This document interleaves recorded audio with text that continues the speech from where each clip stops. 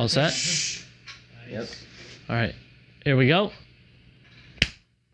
Welcome back to Hodgepodge. Today I am in the practice space of Murder in Rue Morgue, and I'm just going to give you a little look at our setup.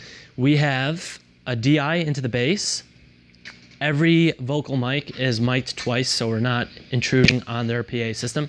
Their lead guitar 1 is a SM57. On lead guitar 2, we have an SM57.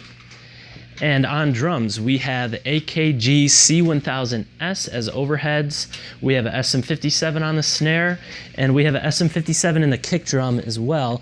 And I put it directly in, which I've been told that's a good thing to do in practice settings or in close comfort settings like this.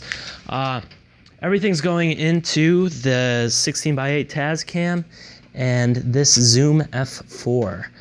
The vocals are going into the F4, and we have a mix out from this going into the audio interface just to be doubly sure. Thank you for watching. That was our setup for Murder in Rue Morgue with Hodgepodge, and I hope you will check out their live session. Yeah!